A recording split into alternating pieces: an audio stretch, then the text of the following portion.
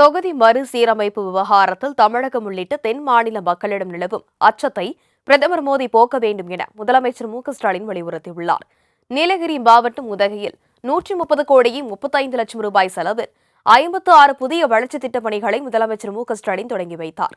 இதேபோல 494 கோடியே 51 லட்சம் ரூபாய் மதிப்பில் முடிவுற்ற 1703 திட்டப் பணிகளையும் முதலமைச்சர் திறந்து வைத்தார்.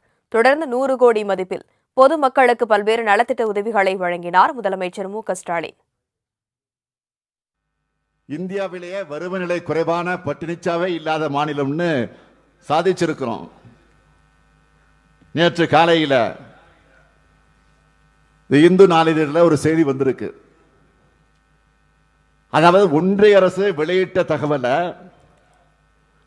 9.69 விழுக்காடு வளர்ச்சியோட இந்தியாவில் அதிக வளர்ச்சி கண்ட மாநிலம் தமிழ்நாடு தான் சொல்லியிருக்காங்க.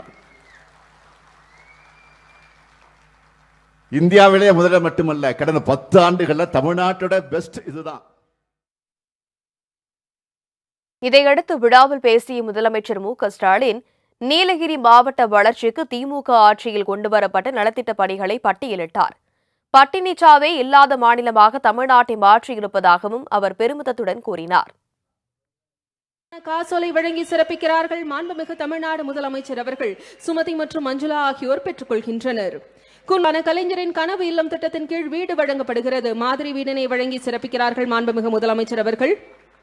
பழங்குடியினருக்கான வீடு வழங்கும் திட்டத்தின் கீழ் பணி ஆணை வழங்கப்படுகிறது.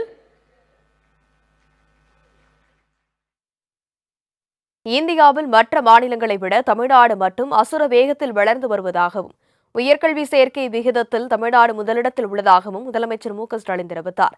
மேலும் பாமனில் பிரதமர் நிகழ்ச்சியில் பங்கேற்காதது ஏன் என்றும் அவர் விளக்கம் அளித்தார். விழாவில் கலந்துக்கிறதுனால ராமேஸ்வரம் விழாவில் என்னால் பங்கேற்க முடியாத நிலைமை. இந்த சூழ்நிலையை நான் அவருக்கு ஏற்கனவே தெரிவிச்சிட்டேன். அந்த நிகழ்ச்சியில் நம்முடைய அமைச்சர் பெருமக்கள் மாண்புமிகு நிதித்துறை அமைச்சர் தங்கம் தென்னரசு அவர்களும் பால்வளத்துறை அமைச்சர் ராஜ கண்ணப்பன் அவர்களும் அங்கே பங்கேற்கிறார்கள்.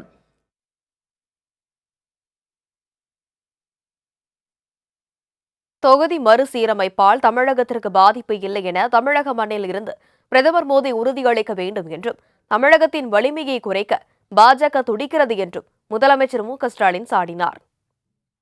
தென் மாநிலங்கள் உள்ளிட்ட மக்கள் தொகையை கட்டுப்படுத்தின மாநிலங்களோட தொகுதி விழுக்காடு குறையாது என்கிற உறுதிமொழியை தமிழ்நாட்டு மண்ணில் நின்று நீங்க வழங்கணும். இது ஏதோ வெறும் தொகுதியோட எண்ணிக்கை பற்றின கவலை மட்டும் இல்ல, இது நம்ம அதிகாரம், உரிமைகள் மற்றும் எதிர்கால நலன்களை பற்றின கவலை. புதுச்சேரியோடு சேர்த்து 40 எம்பிக்கள் இருக்கும்போது தமிழ்நாட்டின் குரலை நாடாளுமன்றத்தில் நசுக்கிறாங்க. இந்த எண்ணிக்கையும் குறைஞ்சா தமிழ்நாட்டை ஒழிச்சிடுவாங்க, நசுக்கிடுவாங்க. இந்தி திணிப்பு, நிதி ஒதுக்கீடு மற்றும் சிறப்பு திட்டங்கள்ல தமிழ்நாடு புறக்கணிப்புன்னு நம்ம எம்பிக்கு நாடாளுமன்றத்தில் நம்ம மாநிலத்துக்காக மட்டும் இல்லாமல் ஒட்டுமொத்த இந்தியாவுக்காகவும் பேசுறாங்க. அதனாலதான் நம்ம வலிமையை குறைக்க பாஜக துடியா.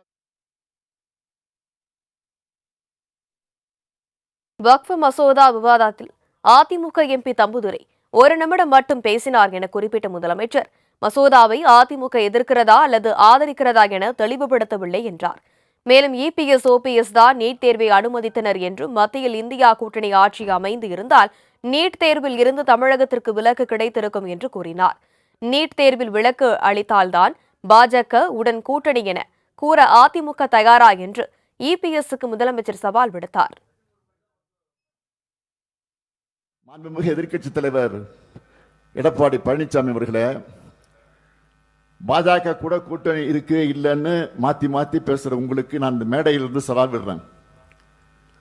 தமிழ்நாட்டு மாணவ செல்வங்கள் மீது உங்களுக்கு துளியாவது அக்கறை இருந்தா பாஜக கூட்டணிக்கு போறதுக்கு முன்னாடி நீட் விலக்கு தந்தாதான் கூட்டணின்னு வெளிப்படையா அறிவிக்க தயாரா?